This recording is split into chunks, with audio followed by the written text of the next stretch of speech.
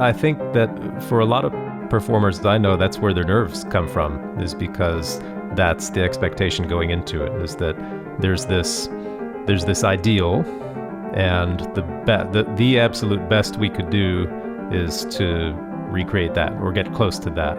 Basically we're always going to fail. The question is, how far from the ideal are we going to fail? And that's a pretty that's a tough mindset to go in with every time. Hey everybody, this is Chris from honestypill.com. You're listening to episode 5 of the Honesty Pill podcast. This season on the show, I'll be talking to innovative musician entrepreneurs who have created new ways of performing, new ways of teaching, and new ways of serving their audiences.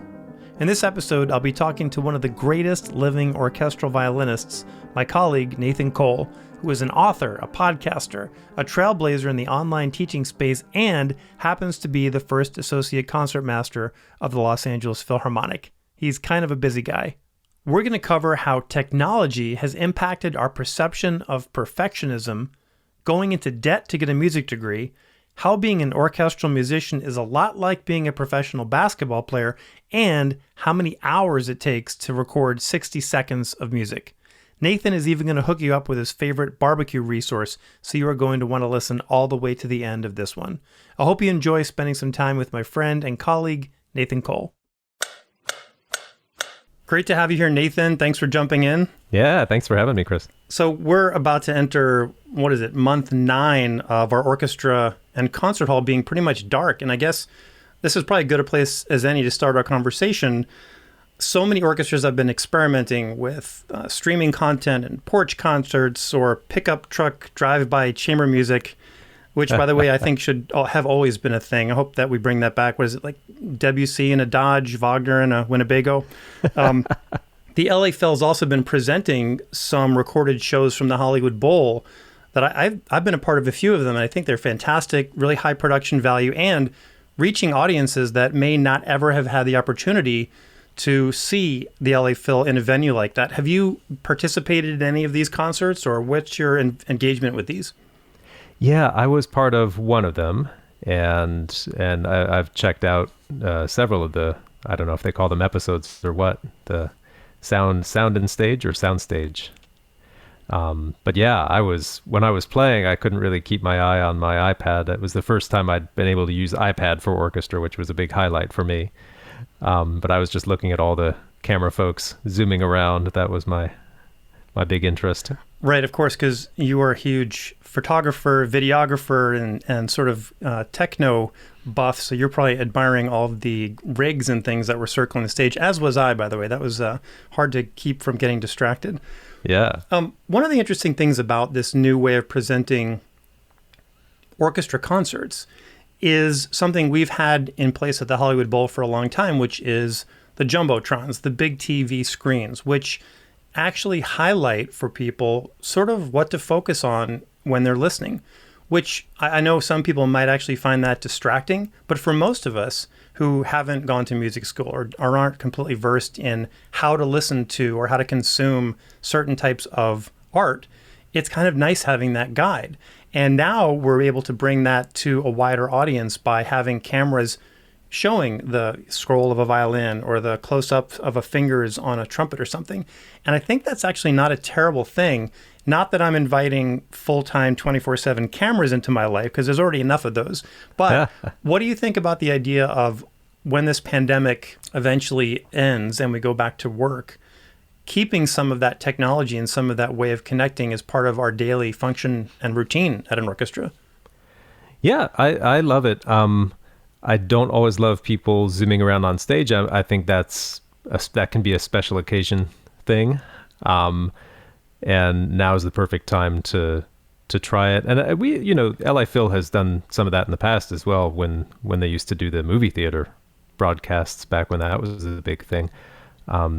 But I think everyone should realize too, it's a different thing doing that at the Hollywood Bowl compared to the intimate confines of the concert hall or whatever. A lot of times when people think Jumbotron, they're thinking, oh no, they're going to put up a big movie screen in the front of the stage now in the hall. And the Hollywood Bowl is more like a sports stadium. I mean, unless you're sitting way up close, you can't see what's going on stage anyway. So when I've been to concerts there, I love having those big screens. No, I'm getting the close-ups. It's like you're at the football game in the Jumbotron. Now that brings up an interesting topic, though, for the perspective of the musicians or the artist, is when you're playing sometimes some of the most difficult repertoire that exists, or world premiere. You've got a cameraman 6 inches from your instrument recording every nuance, every grimace, every facial expression, whether or not you had a good shave that day. So it kind of, for me, it stirs up a little bit of that worry about perfectionism, and sometimes actually takes me out of the moment, which is kind of maybe a good topic we can talk about, is this idea of perfectionism and presenting something that is so perfect, or at least tries to appear to be perfect, and how that can impact somebody who's just starting out in this business. Because they do hear videos of you playing excerpts, or they see broadcasts of the LA Phil playing something that's been edited or pre-recorded, and they think, wait, how can I ever live up to that? Is that what I have to sound like to play in an orchestra? Well, so therefore I think the more of this kind of video that's out there, and the more that people can see what actually goes on stage, and some warts and all, whether they be physical. Sorry, I always have to share this because the very first concert we played after they redid the cameras and the screens at the Hollywood Bowl, I happened to be sitting first chair for that, and it was, well, I've been blessed with decent skin after my teenage years. I had a rough go of it as a teenager, but since then things have been all right, except every so often I'll get a really bad pimple or something. And for that first concert, I just had one, like right on the end of my nose. And when the review of the concert, the reviewer says, "Oh, kudos to the LA Phil for redoing the screens. A great experience. However, the HD really lets you get pimple close to the players." And oh my God, my wife was laughing so hard. She, "That was you." So it's funny. You probably thought, oh, I'm sure no one would notice or comment, and then it appears in a review. I'd kind of talked myself into like, oh, who cares? But I do think the more normal it is to see people doing their thing, then the less, hopefully the less nervous we all can be about, appearing close up to people. And also those who are on their way into orchestras might also take a look at that and see, this performance was 100% and this other performance was not the best, but it's still, holy cow, what a level it is, even not being at their very best. They're still always able to bring the good stuff. Yeah, I appreciate seeing that in sports. And when you watch an NBA game or whatever your sport is, you see the athletes, they make shots, they miss shots, they're happy, they're angry, there's, again, warts and all. And yet you still come away with this appreciation, like, wow, the fact that they can do that is just so impressive and entertaining, and invigorating. That's a great point to make too, about being at like a Major League Basketball game and feeling the energy in the room and hearing the sounds and the smells and the sweat and everything. There is a visceral experience about live experiences, live performances, live sports, live music, live opera, that is, I think, a huge challenge for orchestras right now to recreate that in a very real way when we're actually just broadcasting through an iPad or somebody's phone. Sometimes it just takes this huge experience and focuses it down on such a small thing. It's very difficult, I think, to connect with someone who doesn't know what they're looking for when we've put it in this sort of a space. Yeah.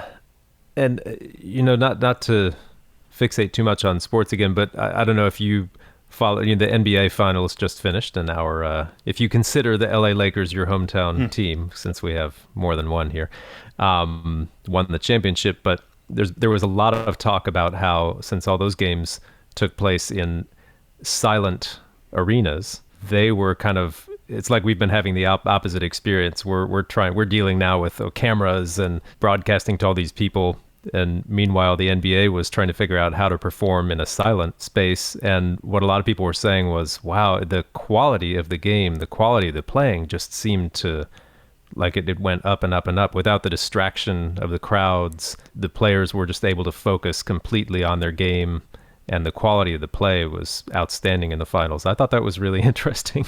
Do you think that would be true for an orchestral musician as well if we were recording or creating a broadcast and no one was in the hall? Would that be easier or harder for you? Yeah, it's hard to say. And, a lot of the players too said, yeah, generally if we could choose, yeah, we miss the crowds. We want the atmosphere. That's what we're used to. It's a little tough for us because we're used to, they hold practices obviously in silent arenas too, but for them performing means a lot of noise. Whereas we tend to rehearse in general silence, record in silence, perform in silence. I don't know. That for me changes day to day. I can never be sure of when I'll be more nervous. Is it a dead silent hall when we're recording something, or or is it with some rustling from the listeners? Because sometimes I feel less nervous with people there. I'm like, okay, well now whatever happens, happens. And these folks are here to enjoy it. One major difference that's worth pointing out is a basketball game is inherently different every single time. You don't repeat the same plays. I mean, certainly there's some sequences and things that happen, and certain players will have certain tendencies. But when we sit down to perform a Tchaikovsky symphony, especially when it's with the same conductor that maybe we've recorded it with in the past or performed with in the past, we're actually going for I don't want to say carbon copy, but a very close facsimile to what's on the page, what the interpretation of the conductor, the music director, certainly the principal players is. So for me, this is why when I'm asked the question, why would you want to play a Mahler symphony over and over again in your career? And do you ever get bored? The answer for me is no, because, first of all, I'll say sometimes, because not every piece is fresh as a daisy every time, but it's always different. I'm different. The orchestra is different. It's usually a different conductor. And certainly the energy that people bring into the hall is different. It's like that quote, you can't walk into the same stream twice because it's always going to be different. Yeah, I was just thinking of that quote. That's totally it. But I think that for a lot of performers I know, that's where their nerves come from, is because that's the expectation going into it, is that there's this ideal, and the absolute best we could do is to recreate that or get close to that. Basically we're always going to fail. The question is, how far from the ideal are we going to fail? And that's a pretty that's a tough mindset to go in with every time, as opposed to, not saying I'd want to be a professional athlete, but it's a very different thing to say, we got to beat the other team. Got to beat the other guy, whatever it's going to take to do that. And that's going to be different every time. Not saying one is better, but surely I would love for more of my performances to have that spontaneous quality, and even for the outcome to be less perfection based. I love it. I love the idea of beating Mahler. Next time I go up against that Strauss, I'm going to teach him a lesson or two, right? That would be awesome. Let me, a Strauss smackdown. Let me ask you this. What inspired you to record and publish your first video, be it a tutorial or performance on the violin? I've talked to many people pre-pandemic who had never recorded themselves once, let alone in the practice room, but in a way where they were actually, I'm going to record this and put it out there for the world, become very vulnerable. And also, what was the purpose? Why would anyone want to do that anyway? So for you, what was the motivation for that first YouTube recording that you put up? That's very easy to answer because it was a very specific reason. And that was a long time ago, too. That was now 12 years ago, I think. And the purpose was to prepare people that would be coming into play for me in person. So just a little background was that at that time I was in the Chicago Symphony, and I was starting to be one of the people locally or in the Midwest maybe that could help prepare you for orchestra auditions. And so when an audition would come up, whether that was for the CSO or, some other national audition that was happening, the people in and around Chicago might call me up and schedule a lesson. So at 1 week, I remember I had taught maybe 15 to 20 people in my apartment on the same audition list. And if I know you've done that too, and that can be pretty tiring by the end of a day or the end of a week like that. And if you're like me, you found yourself saying a lot of the same things to everybody. And I remember for one excerpt in particular, which was the scherzo from Schumann's Second Symphony. So we violinists call it the scherzo, the Schumann scherzo. I thought, man, I'm taking a quarter of every one of these lessons and just basically giving the same speech to everyone. And I thought, first of all, I thought I'm a terrible teacher if I'm just saying the same thing to every single person. I've had that feeling too. And then I thought, well, I mean, I might be a terrible teacher for other reasons too, but that was one of them. And I thought, well, okay, this is ridiculous. I mean, I have 10 more people coming in next week. I need to record those 15 minutes or 10 minutes or whatever it is and just send that to the people before they come in. And then we won't have to spend the time doing that. And then, maybe they can even come in playing that thing a little better. And so, yeah, that's what I set myself to do, that whatever I thought, I'll just knock it out in half an hour. And so, it took me 2 hours to find a tripod and set up my camera and find a microphone. And then it took me 2 more hours to get a take of this 60-second thing that I liked. And then I played it back and I saw that there was a bunch of junk on my coffee table in the background. And so I had to clear that away and do it all over again. And, the light was fading from the window. And yeah, by the time I got that whole thing done, it took about a week to put it together. And I thought, okay, well, I'll email it now to, so it's like everybody that needed it, well, their lessons have already happened. But maybe for anybody else coming into the future, I'll like email them this video. And then I realized that this is stupid. You can't email a giant video. So I've heard about this thing, YouTube. If I just put it there, then I can email people a link, but not thinking that anybody else would necessarily, this was just a place to store the video so that the people who are coming to see me, I could send it to them. Now, I want to talk a little bit about where this went and how this single video has turned into quite a valuable and deep archive. But before we get there, let me ask you this. In terms of the time you took and the reshooting because of the lamp and the garbage in the background and whatever, would it have made any difference to where you're sitting right now or the people that you've helped in the past 12 years if you had released maybe even the first or second video instead of the one that you ended up with hours and hours later? Would it have actually changed the impact that much? No. I mean, I could have, had phones been able to take such good video back then, I could have finished the whole thing in the 10 minutes that it took. Because I'd rehearsed that speech, not on purpose, but in practice, because I'd taught so many people, I'd actually rehearsed those 10 minutes 100 times. So I could have just turned it on and played, and it wouldn't have been perfect, but it would have been the same thing I would have been doing in lessons all along. That's a huge lesson, and obviously it's only available to us in hindsight, is that minimum viable product. If you're creating something, it doesn't matter whether it's a video of a violin excerpt or a tutorial or whatever, is that the reason why they call it minimum viable product is because of that middle word. It's enough. It's just fine what it is that you're doing. And oftentimes, if you spend so much time creating in a vacuum, you might even miss the mark on what someone needs and have spent, I mean, look,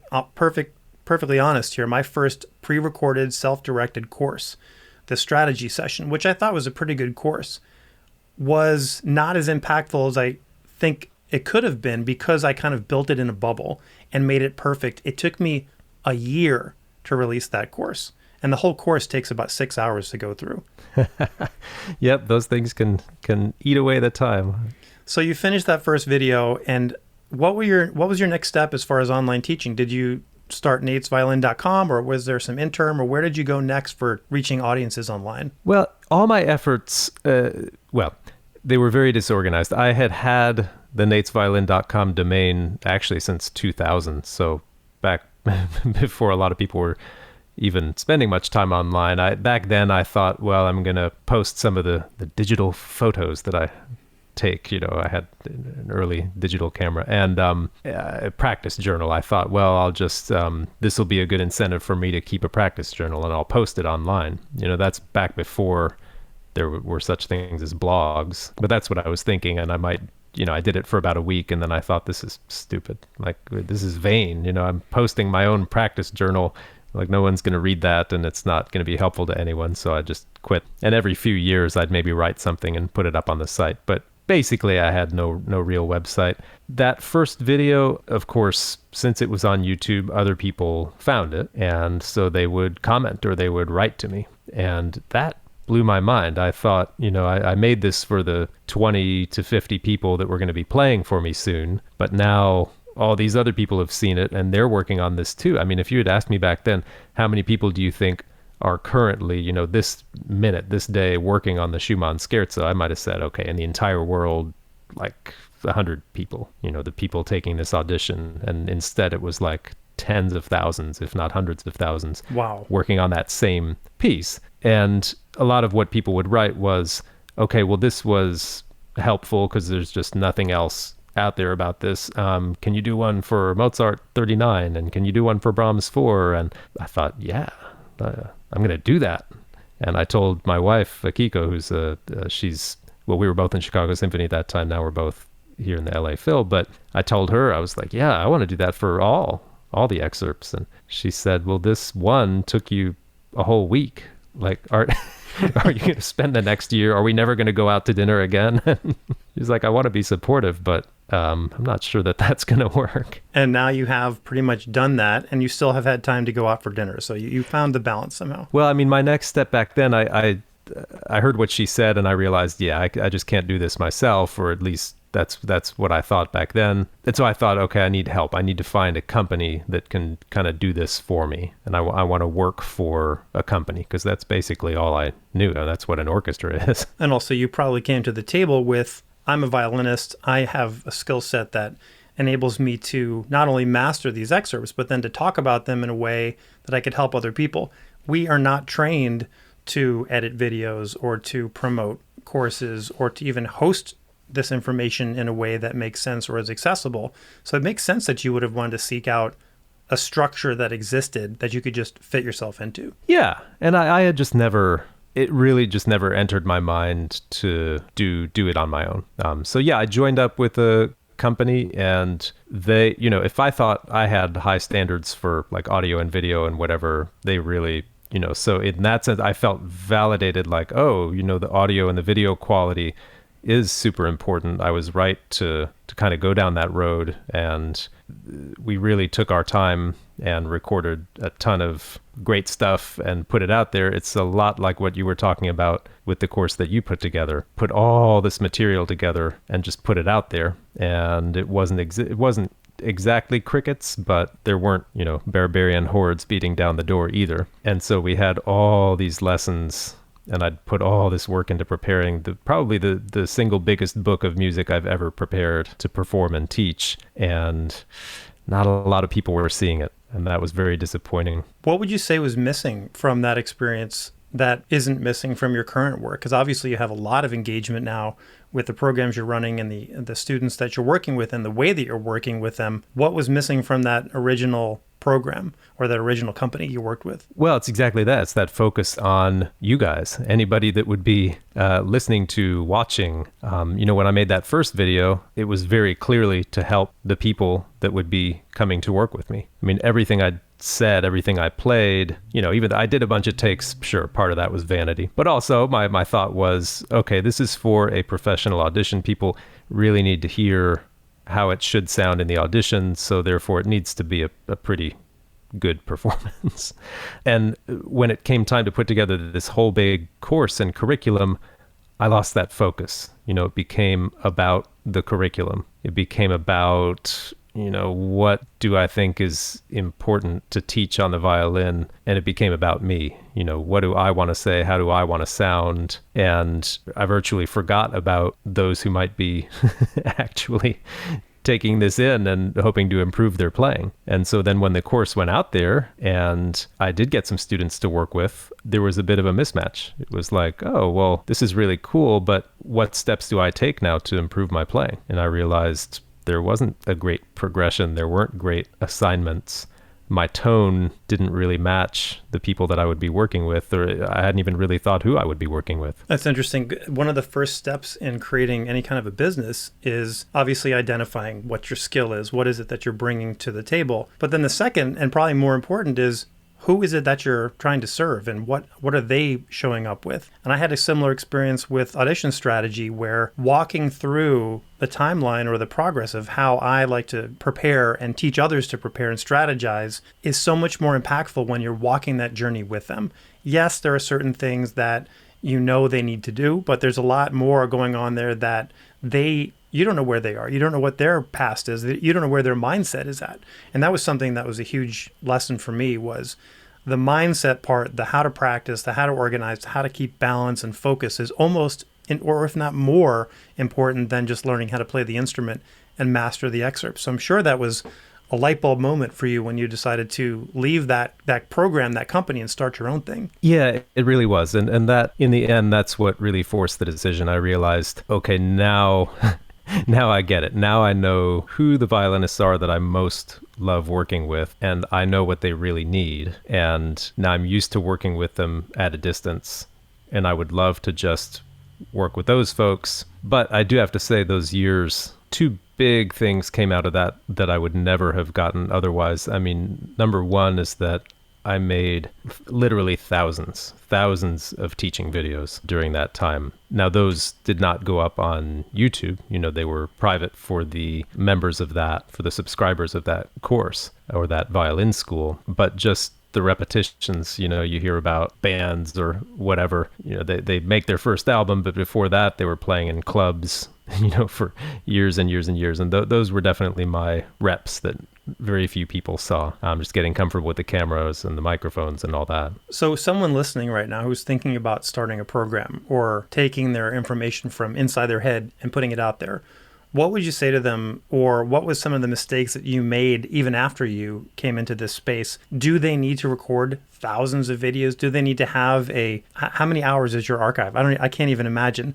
Is that something that you need to get started, or is that a goal that you work towards? What's your feeling on someone who's just getting into this? Well, certainly there are some advantages now. Technology is easier to get around and much more available. So no. The short answer is you don't need to do all that. There are, with any endeavor, there are lessons you only learn by doing, but you can also benefit from the wisdom of someone like you who's been through it, and you can guide people, here are the things that are necessary, here are the things that are not. Yeah, like you said, I did not need to spend a week making 10-minute teaching video or a 2-minute teaching video or whatever. I think what all the repetition did for me was it just made it much clearer. This is what really brings people results quickly. This is what brings people results, but more slowly. And these are things that just don't move the needle for them much at all. And, I had to learn by doing. Someone else might be able to learn by listening and sitting down and thinking. Maybe that's something I don't always do enough of. Yeah, I think it definitely helps to watch someone else do the thing and explain it alongside with you.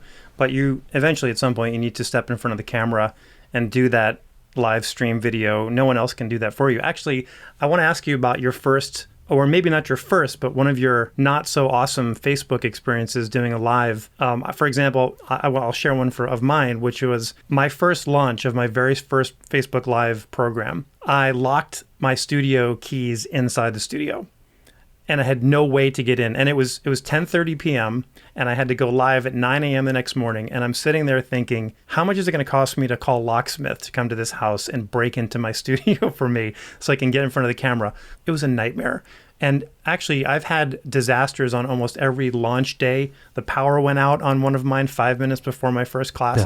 All these things happen. Have you had any meltdowns or epic fails or uncomfortable situations happen when you're going live? Yeah, certainly some near misses and great discomfort. I remember the first time I really made a concerted effort to unveil or launch something, with real money at stake. The plan was there had been a series of live streams all leading up to one final one where I was going to unveil the program, make the offer. And I was quite nervous for that because that's not something I was comfortable with and, still something I'm working on. And on paper, the whole schedule looked fine. I had a concerto I was playing that week. So I remember I had a rehearsal with the orchestra, not the LA Phil, but the orchestra that I was playing the concerto with. But it was, 20 miles away, and 20 LA miles could be like another planet. And looked like I had plenty of time to get back home and turn on the cameras and so forth. The concerto was stressful. The rehearsal was stressful. Traffic was terrible. So I get back home, of course, with like 8 minutes till live time. And of course, I'm in quite a state at that point. Cameras and lights are set, but you've got to just make sure all the pipes are connected. I needed my notes. I couldn't find those. Realized I was about to start. I had no water. And of course, I'd been like hyperventilating in the car before. And then I checked, I'd go to check myself in the monitor, check my hair and all that. And I realized I've got a bloody nose, which I never get, but obviously that would be the time. So I'd go take care of that and come back and, hit go live and say, all right, thanks for joining me. And I'm here to say that I think I watched that 3-day Facebook Live arc, and no one could have been any wiser that you were going through all of that. So you kept your cool under pressure, which all those years on stage probably played into that ability to keep your calm. Talk to me a little bit about the challenge you were pitching, or you were explaining or unveiling that Facebook. Was that Violympics? That was actually the Virtuoso Master course. And that is... that was the program I really dreamed of when I was working with quite a lot more violinists with that other company. And I what I found was that some of them I loved spending time with. Others I knew that I could help, but it was a little bit more of a struggle to connect with them. And, a lot of folks, just because they were absolute beginners, or, the commitment wasn't really there, or maybe just our styles didn't match. Others, I had to really kind of lash myself to the mast to put those hours in. And so, when I was dreaming of the program I would love to be running, it was with those people that were the most committed and that I matched the best with. So that's my program that right now I have 24 people as part of that, 24 virtuosi. The first time around it was 20. And so that was the one that I was unveiling on the Bloody Nose day. I watched and I learned a lot about bow technique that day, so I appreciate that you put that out. What would you say to someone who is, for example, I got an email from a music educator colleague that I went to college with, who is at the end of their rope at the moment trying to distance learn, remote teach, and just is asking about, is there any options for me? Are there any other careers that I might be able to go into? Is there some other way I can function other than the way I'm used to? Because this is not something that everybody can just jump into and do what you've done or do what others have done. And it's very frustrating, yet they still want to serve. What advice would you give that person? Well, I think the real question is, if they love what they're doing in the best of times. If you really don't like to teach, and you never have, and you can't see a way that you ever would, then finding some new paradigm to teach online is not going to make you any happier. But I think for me and for the vast majority of people I talk to, they'll say, well, yeah, I love, it's always with that, their voice always goes up. It's like, well, I love teaching, right? I really like teaching. And then there are a lot of buts, I don't like driving to the schools that I have to go to, or, dealing with the administration's a big headache, or dealing with parents is such a pain, or, I love 3 of my students and the rest, kind of pay the bills or whatever it might be. But if you've got that grain of something there, and then you can expand on that and really articulate, even if it seems crazy or undoable. But if you say, yeah, I love teaching these 3 students, well, why is that? Well, they're my oldest ones. They're playing the most advanced repertoire, and that inspires me to practice more. And I feel like I'm a better player after working with them. And, you don't have to make instant plans beyond that, but just to get that conversation started with yourself in your own head. Or once I get to the school, that hour I spend in the classroom with the kids is actually great. Or, whatever it might be. You find the thing it is that you love to do. It's probably the thing that you're best at anyway. Then there are any number of ways to go about making that more of how you spend your time, or to make that exclusively how you spend your time. Because that's in the end what I've done with the Virtuoso Master course and then my summer program, the Violympics. Awesome. That's an awesome answer. We don't have to get into numbers, but let's talk about going into debt to go to school. Let's talk about what it means to move to a new city, enroll in a college, maybe in an environment you've never worked in before, never lived in before. You may not even be the best match for that type of environment. I know for me, I went to a very small rural undergrad, and I went to grad school in Boston. So the experiences were very different. And for me, luckily, those were the right fit. But what would you say to someone who's thinking about dead set on going to a Juilliard or an NEC? How would you sort of frame the idea of what are you trying to get out of this education?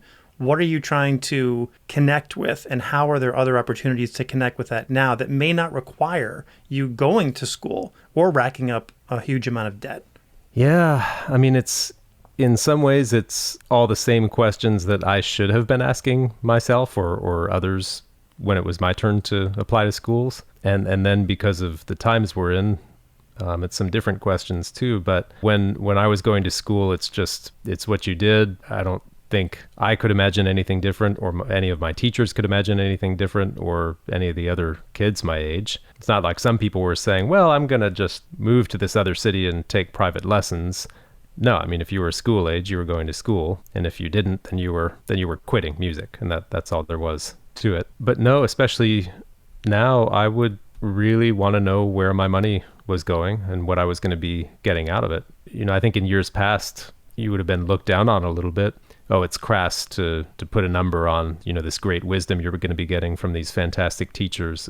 Crass to think about what am I going to get out of music. But you can study music your whole life and not pay a cent. We're not talking about that. We're talking about getting a degree from an institution and wanting to know if they're going to be there for you. For me, the best part about going to school was being surrounded by other people who, had the same passions that I did, seeing how they practiced, seeing how they dealt with bad times and good times. And I had fantastic teachers too. For me, growing up in a smaller place in Kentucky, a college town in Kentucky, being in a big city and being around a ton of other players my age, I'd never had that. Did you have a musical family growing up? I did, yeah. Both my parents were flute teachers. My dad was the teacher at the University of Kentucky, and his dad had been a flutist in the Philadelphia Orchestra back from the 40s to the 60s. So was the violin an act of rebellion, or how did you end up escaping the flute? Not that that's something to be escaped from, flute players who are listening. I was too young to rebel at the time I started the violin because I was 4. Violin's one of those instruments you can start then. My parents, I think, half joking, but maybe, some truth too. My dad had played the same instrument as his father, and, there were some difficulties because of that. There's always a point where, you run up against who am I supposed to be separate from my parents. And I think my parents were trying to avoid that with me. The answer they always give is that they, under no circumstances, wanted me ever to be part of a marching band. That's just good parenting. So no, that's why violin. I love that. That might be the best reason I've ever heard not to play a wind instrument, is to avoid marching band. Frankly, I loved the marching band, and as a trumpet player, you get to be all the things that trumpet players love to be in a marching band. I'll just put it that way. It's literally what we're built for.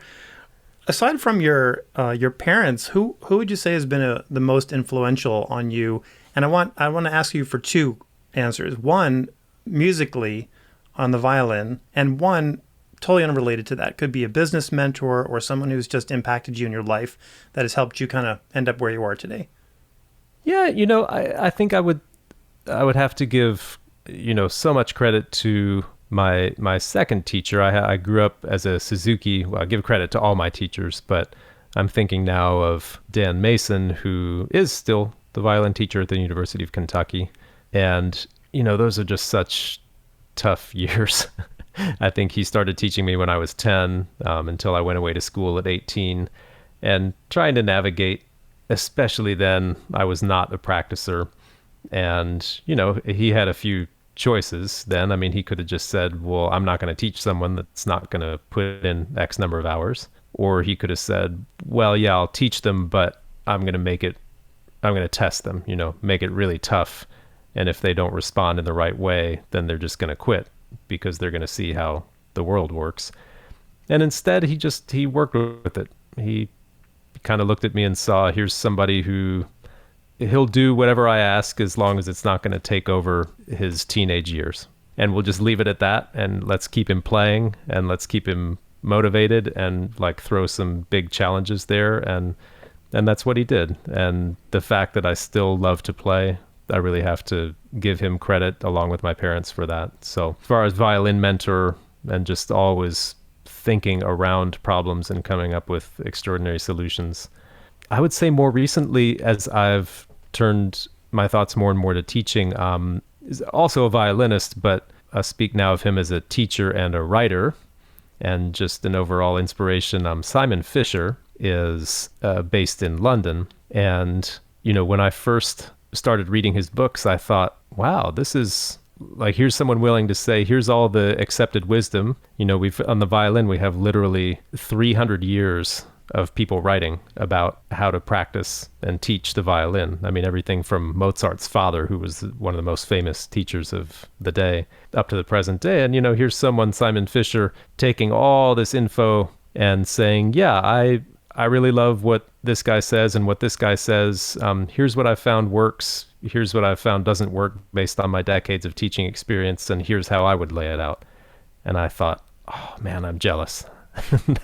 That's what I want to do. That's what I thought I was doing, but he's doing it so much more clearly and with humor. And when I actually looked him up, I couldn't believe, oh, he's a real person with a Facebook account. And I got in touch with him, and we've ended up spending some time together. You know, when we were in London, I hung out with him and just picked his brain and talked to him about how he got started with all this. That's so awesome. And it's a beautiful segue into my next question, which is, you're talking about 300 years of violin information.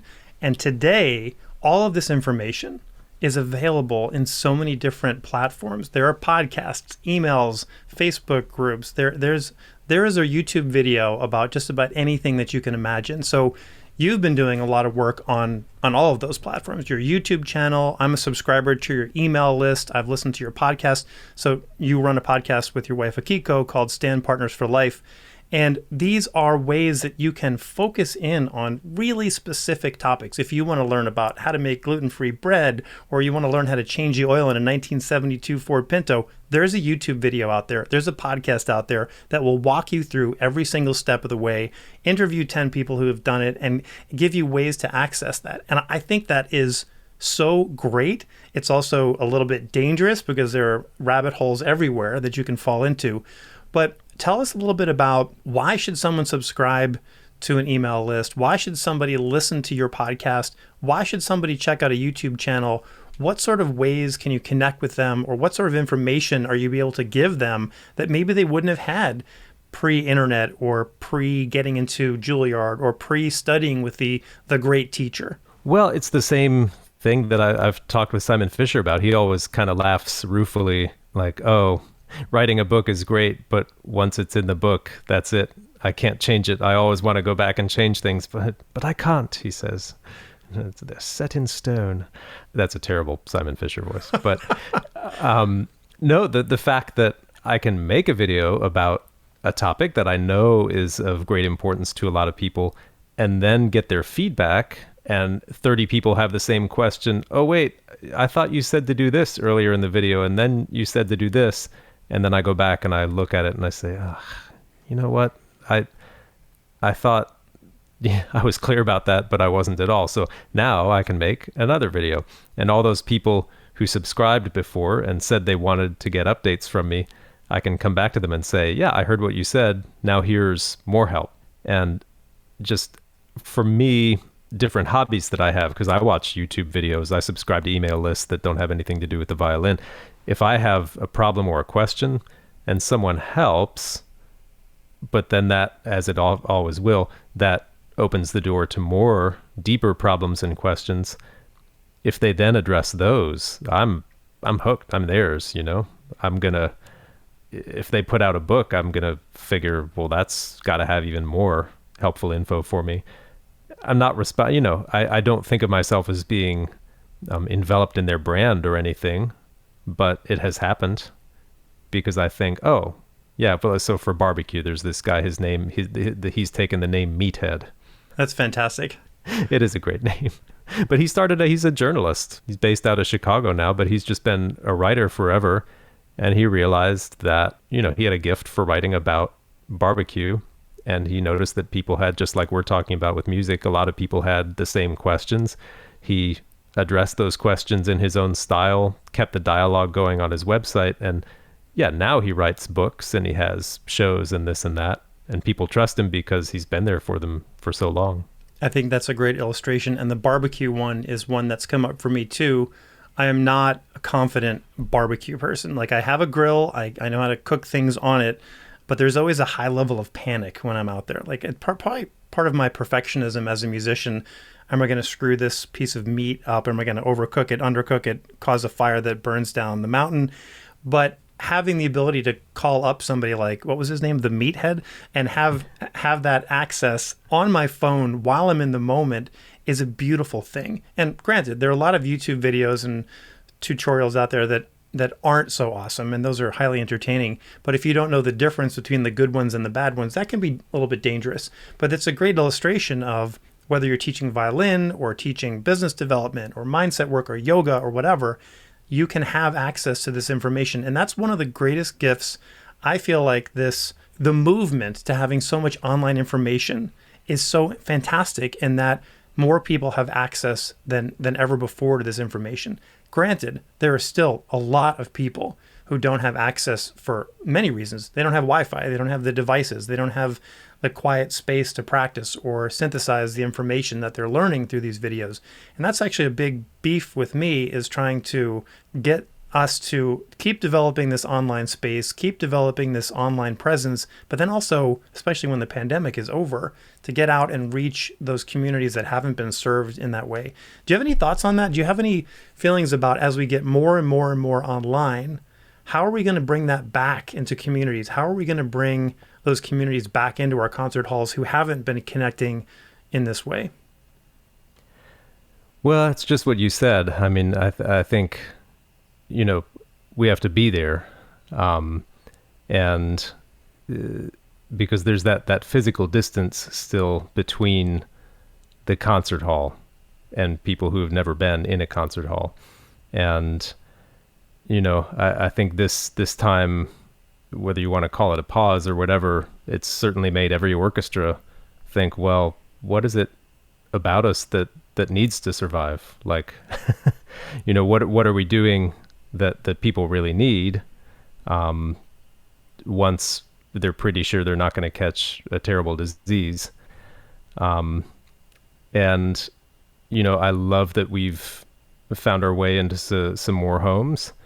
I hope that we can continue telling our stories, and not just musical stories, but the stories of who we are as people. And then I think we have to be ready to listen too, to the people who have found us and the music that is so important to us, but then the people that haven't also, and who haven't had any interest in it yet, to listen to why that is. Because it might be a difference in musical taste, but it very well might not be. It may be access to transportation to get to the hall, parking at the hall, ticket prices, and all of that. So it's not going to be an easy fix, that's for sure. I love that you just said what part of what we do needs to survive. And I think if there's anything that comes out of this situation, the pandemic, and that I'm actually really happy about, is that it has really emphasized that point in what is it that we do that is relevant? What is essential? Is any of it essential? Is the way we're consuming this art form essential? And how can we make it more essential for those who want it, who need it, who don't even know about it? And that's a great mission that I really appreciate about the LA Phil, by the way, is that we do really strive to be inclusive and to get people to participate. And we've taken some pretty crazy chances too, which I think is going to serve us well as we reinvent. And frankly, and I hate to say this on the record, but I hope we don't go back to the way things were in many ways, because I think this is an opportunity to recreate and reinvent and create something that's even better that we don't even know about yet. We actually are in the position right now. Yes, we're driving around in pickup trucks. We're doing streaming concerts. I think that's a great place to experiment, but we haven't even figured out what is that thing that's going to happen that we're going to actually sustain this for another 100 years. And I'm truly excited about that. Yeah, I mean, when I was a member of the Chicago Symphony, they would kind of turn us loose to do programs in schools, and there was no overarching directive or mandate or anything like that. They would just say, okay, you guys are a quartet and you want to do some school programs? Here's a map to this school on the south side. Go do it. They're expecting you at this time. And I wouldn't have known what to do, but luckily we had a great violist, Max Ramey, if Max is out there, as he often is, listening to podcasts. Hello.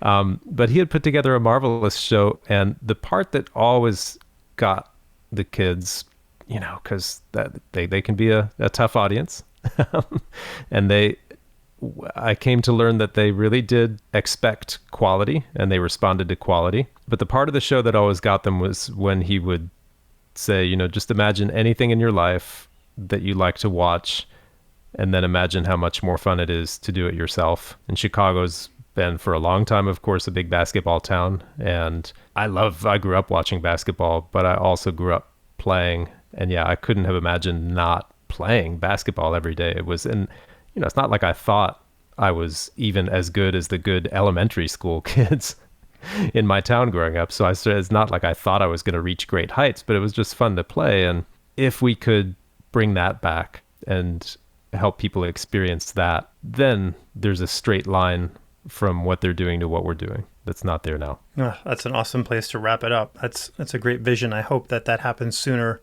rather than later. And at the very least, maybe we can hybrid our interests together. We can get that pickup truck and do traveling concerts and barbecue, and then we could kind of have all the bases covered. I love it. Let's work that out after the show. Oh, that would be amazing. Yeah. Nathan, where can people find out more about you, about Stand Partners for Life, Violympics? Give us all the links and details. natesviolin.com is my website, so there you can get updates from me, put in your name, your email address, especially for the violinists out there.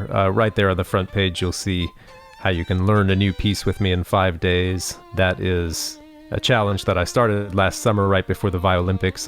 I wrote a piece, a little piece called the Violympic Theme, and you can learn it with me in 5 days if you follow that link there. So that's a lot of fun.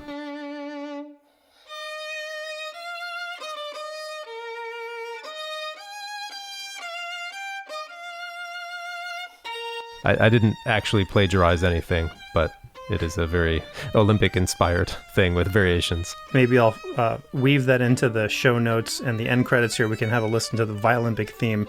Nathan, thank you so much for spending the time. It's an honor to spend this time with you, and looking forward to working with you again at Walt Disney Concert Hall when we get back to work. Yes, may it be soon. But yeah, great to spend this time with you too, Chris. Thanks so much.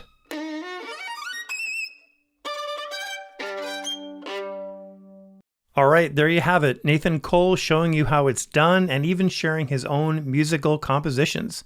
If you would like to learn how to play the violin like that, check out Nathan's programs and everything at natesviolin.com. And by the way, if you really do want to sound like that, just a quick pro tip, you might want to be prepared to practice a lot, which is something Nathan can actually help you with. You can also catch Nathan and his wife Akiko's podcast, Stand Partners for Life, to get a behind-the-scenes look at what it's like to be an orchestra musician in the LA Phil. By the way, before I sign off today, I hope these interviews are starting to get you thinking about where you are in your career right now, what your performance schedule looks like, how your teaching methods or studio has changed, and what your bank account looks like. Whether you're sitting in a full-time orchestra job, you're a freelance musician, or a music educator, there are so many opportunities available to you right now, even during this global pandemic, if you're willing to open your mind to possibility, if you can be honest with your limiting assumptions, and if you're willing to try something new. I don't think it's a secret by now that I'm spending the majority of my time at Honesty Pill talking to musicians about how they can turn their skills developed in 10,000 hours in a practice room into wildly successful and fulfilling online businesses. If you have ideas, questions, or just want to talk about where you are in your musical life right now, you at least owe yourself a conversation. And if you already have an idea for a business, then I really want to talk to you. Shoot me an email at chris@honestypill.com and let's connect. Okay, that's it for me today. I'm going to go research that barbecue website. You can find out more at honestypill.com. Check out the free resource library. Tons of great stuff over there. And of course, I'll put all the links in the show notes below so you can find out everything we talked about on this episode. All right, everybody, this has been the Honesty Pill Podcast, Episode 5. Thank you for listening. See you next time.